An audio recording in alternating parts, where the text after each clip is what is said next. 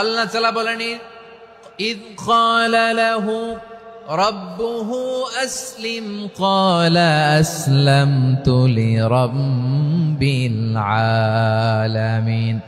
যখন আল্লাহ সাইয়েদনা ইব্রাহিম আলাইহিস সালামকে বললেন, ও ইব্রাহিম, ইসলাম ধর্ম গ্রহণ করো, আত্মসমর্পণ করো, সারেন্ডার করো, আল্লাহর খালিল ইব্রাহিম আলাইহিস সালাম কোনো কথা চিন্তা না করে, ডানে বায়ে না তাকিয়ে, কোনো কিছু না ভেবে মুহূর্তেই বলে আসলামতু লিরাব্বিল আলামিন।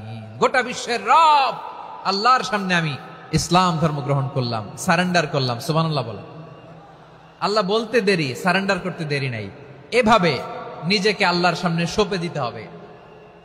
আবার সাইয়েদনা ইউসুফ আলাইহিস সালাম বললেন, তাওয়াফফানি মুসলিমান ওয়া আলহিকনি বিস-সালিহিন। ও আল্লাহ, মুসলিম হিসেবে তুমি আমাকে মৃত্যু দাও, আর নেককারদের সাথে তুমি একত্রিত হওয়ার তৌফিক দাও।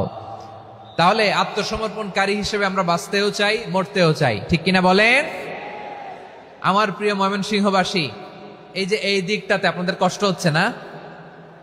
আপনারা যদি চিৎকার চেঁচামেচি করেন, সাউন্ড ঠিক হবে, ঠিক হবে, কারণ লক্ষ লক্ষ জনতা, সবাই চিৎকার করলে আমার সাউন্ড শুনবেন কি করে? এরপরে যে ধুলা বালি, খুব ডাস্ট, খুব নয়েজি এরিয়া হয়ে গেছে এই জায়গাটাতে। আমি বলবো জায়গা না পেলে পেছনে যান।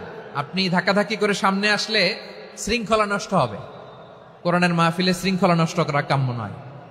আওয়াজ করবেন না, বসে যান। বসতে না পারলে দাঁড়িয়ে থাকুন, না পারলে আস্তে আস্তে সেফ জোনে যান। যেখানে দেখতেছি ধাক্কা মারামারি, আমি ওখানে যাব কেন? কি বলেন? বাইরে অনেক শত শত এলইডি দেওয়া, এলইডিতে দাঁড়িয়ে শুনুন। এই জায়গায় ধাক্কা, ওই ধাক্কার মধ্যে আমি যে ধাক্কা দেওয়ার দরকার আছে বলেন তো?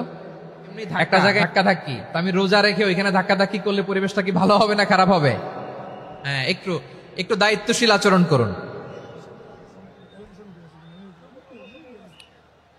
একটু দায়িত্বশীল আচরণ করুন।